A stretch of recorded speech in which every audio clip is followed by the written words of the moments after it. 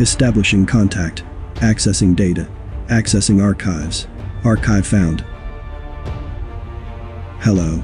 My name is SCA001. I am an AI responsible for Simple Chemistry Archives, or you may simply call me the Alchemist. This archives contains the information about various chemistry topics that we will try our best to explain as simple as possible. Atomic model came a long way, and many scientists has contributed much to it. In our previous video about atomic models, we talked about Dalton's full and spherical model, Thomson's plum pudding model, Nagaoka's Saturnian models, Rutherford's nucleus model, and Bohr's model that was unable to explain atoms with electron counts more than one. If you missed our previous video, the link will be in the description. At that time, discovery of the quantum mechanics had given the scientists a new insight into subatomic particles. That rays of light can have both properties of matter and wave, meaning a beam of light can act as matter and wave form at the same time, and the electrons were acting the same. Based on this discovery, Erwin Schrödinger came up with a new atomic model. Using complex mathematical calculations, he discovered that the electrons of an atom can only exist in an area called orbital. An orbital is a space that the atom has a high probability to exist, and beyond that space, this probability reduces to zero. So what is an orbital? To answer this question, first we need to imagine a pet dog that you left at home. The dog can be anywhere inside the house. You don't know that whether the pet is living room or in kitchen. But you know for sure that the dog is in the house, not outside. The probability of the dog to be in house is 100% and outside the house is 0%.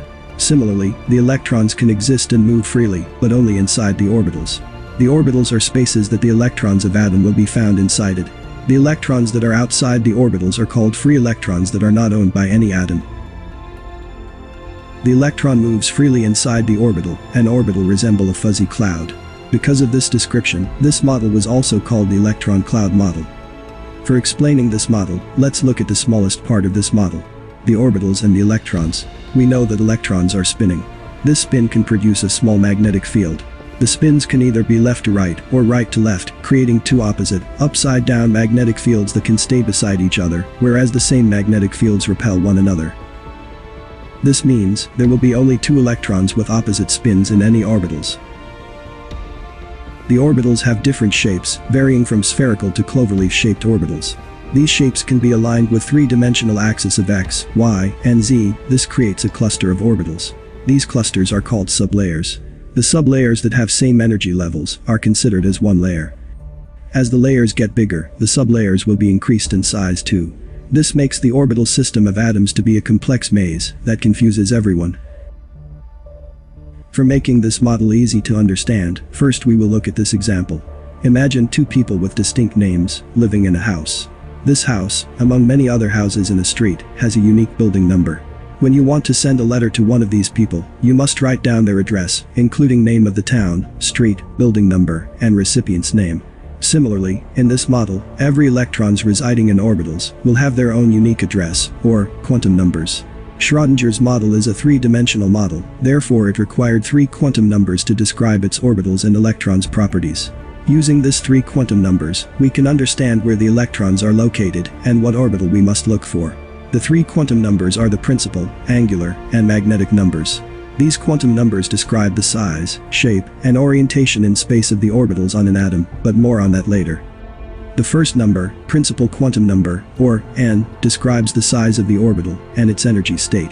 Imagine atom having layers upon layers of orbitals for the electrons to stay at. Each of these layers will have a distinct principal quantum numbers.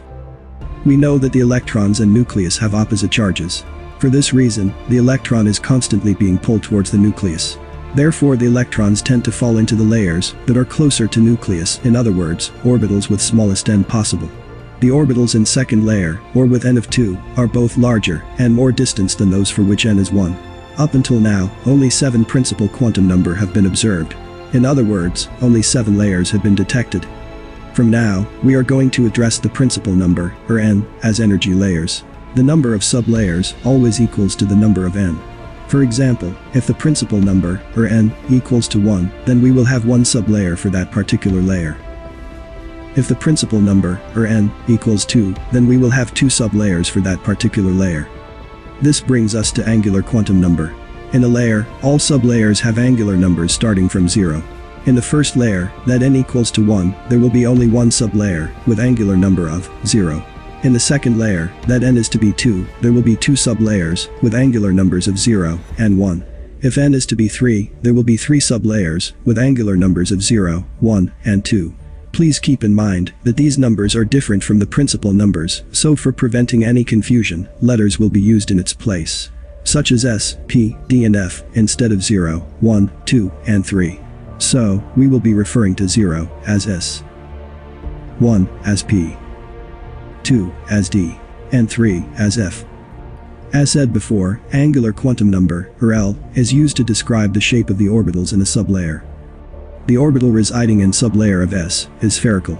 The orbitals that exist in sublayer of P is polar, similar to a dumbbell. The orbitals in sublayer of D is cloverleaf shaped. The orbitals will take on more complex shapes as the angular quantum number becomes larger, so we will not be showing orbitals in D and F in sublayers to keep this video simple and easy to understand.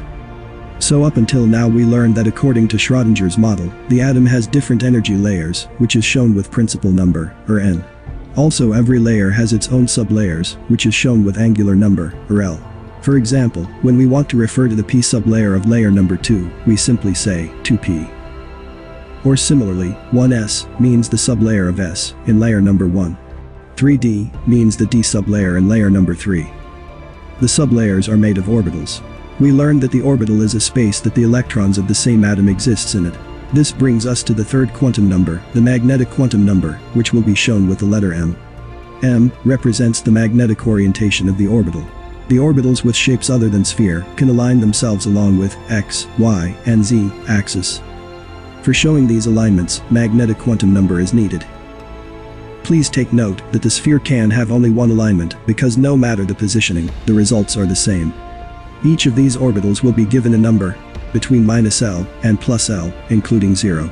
For example, the value of L for sublayer P is 1. According to this, +L equals to +1 and -L equals to -1. The numbers between will be 0. So the magnetic number of orbitals in sublayer of P will be 1, 0, and -1. Similarly, for sublayer of D, value of L is 2. +L equals to +2 and -L equals to -2. The numbers between will be -2, -1, 0, +1, and +2. So the magnetic number of orbitals in sublayer of D will be 2, 1, 0, -1, and -2. We can see that any sublayer will have 2 times L plus 1 orbitals.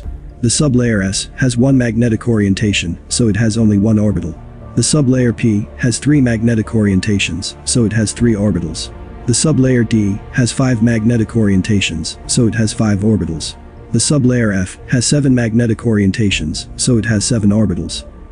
Now this whole model might seem confusing, but it is quite simple if all were to put together. Let's sum up what we have learned until now. The atom has energy layers. Every layer has its own sublayers.